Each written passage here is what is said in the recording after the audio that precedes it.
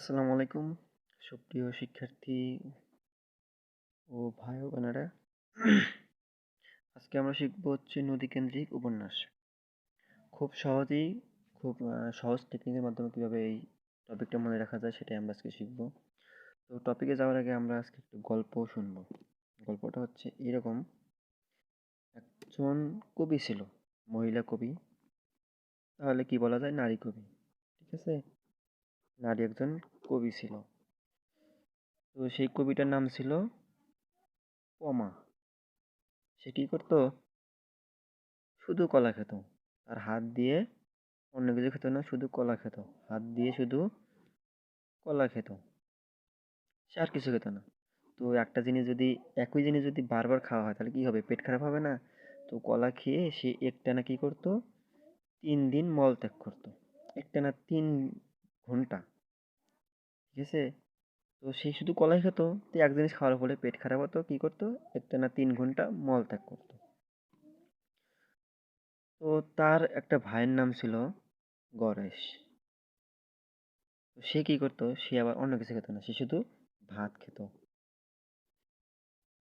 সেও ভাত খেত। ভাত খেতে খেতে যখন পেট ফুলে যেত তখন কি করতো? যখন খাওয়া বেশি হয়ে যায় তখন কি করে? খাওয়া বেশি হলে কি করে? ঢেক ঢেক তোলে। সে কি করতো? ধবত ধবত করে কাঁদতো। খাওয়া বেশি হওয়ার পরে ধবত ধবত করে কাঁদতো। এটা হচ্ছে গল্প। পমা হচ্ছে শুধু কলা খেত হাত দিয়ে, কলা খাওয়ার পর 3 ঘন্টা একটানা মলত্যাগ করতো। পমা হচ্ছে নারী কবি, মানে মহিলা। আর তার ভাই ছিল গণেশ। সে কি করতো? শুধু ভাত খেত। তো ভাত খাওয়ার পর সে যখন পেট ফুলে যেত, সে ধবত ধবত করে কান্না করতে শুরু করতো। তো এখন আমরা পড়ায় চলে যাই।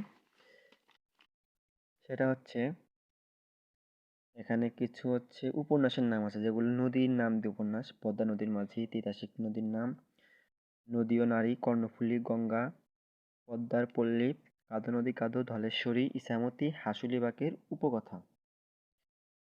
তো এগুলো হচ্ছে নদীর নাম দিয়ে উপন্যাস। এখন এই উপন্যাসগুলো যারা লিখছে তাদের নাম মনে রাখা খুবই গুরুত্বপূর্ণ। এখান থেকে প্রশ্ন প্রায় পরীক্ষায় আসে। তো আমরা এগুলো মনে রাখবো কিভাবে, সেজন্য তোমাদেরকে একটা গল্প বলেছি। তো গল্পটা এরকম যে,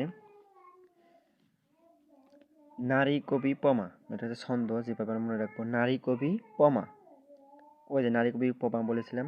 পই হাতা কলা, পই হাতা কলা, সে শুধু কলা খেত। পই হাতা কলা, তিমল, 3 ঘন্টা মল ত্যাগ করতো। গণেশ ই ভাত, গণেশ শুধু ভাত খেত, কাঁদে সেই ধবত, সে ধবত ধবত করে কাঁদতো। এটা হচ্ছে আমাদের ছন্দ। এটুকু মনে রাখলে কি হবে? আমরা এই 10টা উপন্যাসের লেখকের নাম আমরা মনে রাখতে পারবো। তো কিভাবে? নারী কবি পমা, আমাদের এখান থেকে নারী কবিটা আমরা নেব। নারী কবি থেকে আমরা কি পাই? নদী ও নারী একটা হচ্ছে উপন্যাসের নাম। আর হচ্ছে কবিতে পাই হচ্ছে হুমায়ুন কবির, এখানে কবিতে কবির। আর হচ্ছে নারীতে নদী ও নারী, এটা পাইলাম। পমাতে কি হয়? পমাতে হচ্ছে, পতে হচ্ছে কি? পদ্মা নদীর মাঝি। আর মাতে হচ্ছে মানিক বন্দ্যোপাধ্যায়, এই হচ্ছে কি? পমা। আর একটা আছে হচ্ছে পই হাতা কলা। তো এখান থেকে আমরা কি নেব?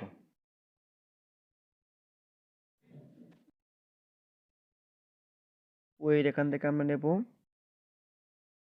পদ্মার পল্লী। এখানে কি আছে?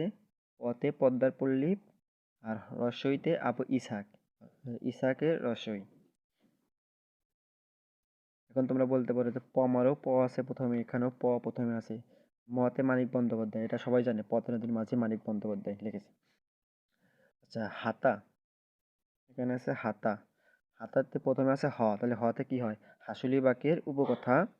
আর তাতে হচ্ছে তারাশঙ্কর বন্দ্যোপাধ্যায়। তোমরা যখন প্রশ্নটা আসবে, তোমরা অপশন দেখলে বুঝতে পারবে যে তাহলে এই অপশনটা কোথায় আছে, তা দ্বারা নামটা কোথায় আছে, সেই অপশনটা তুমি কারেক্ট করবা। আচ্ছা, কলা, কলাতে হয় কর্ণফুলী।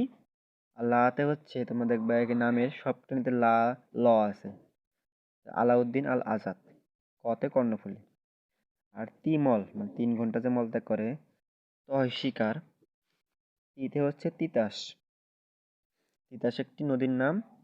আর এই যে মল আছে, অদ্বৈত মল্ল বর্বন, এ মল্ল, তোমরা অপশন দেখলে বুঝতে পারবে না কি মল, মলটা কই আছে, মলটা কোন অপশনে আছে, ঠিক আছে।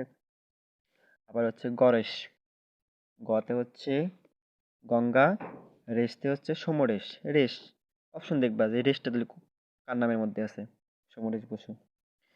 আবার ই ভাত, রসইতে কি হবে, ইসামতি, ভাতে প্রভাত, ঠিক আছে।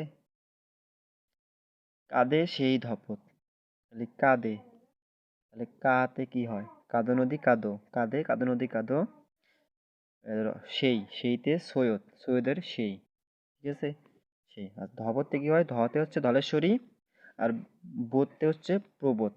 এগুলো অপশন দেখলে তোমরা বুঝতে পারবে। আশা করি ক্লাসটা তোমাদের ভালো লেগেছে, কমেন্ট করে জানাও। পরবর্তী GK class, GK, Bangla, English, ICT, সবগুলো ক্লাস সংক্ষিপ্তভাবে মজার মজার টেকনিকের মাধ্যমে আপলোড করা হবে এই গ্রুপে। সবাই বন্ধুদের মেনশন দিয়ে রাখো।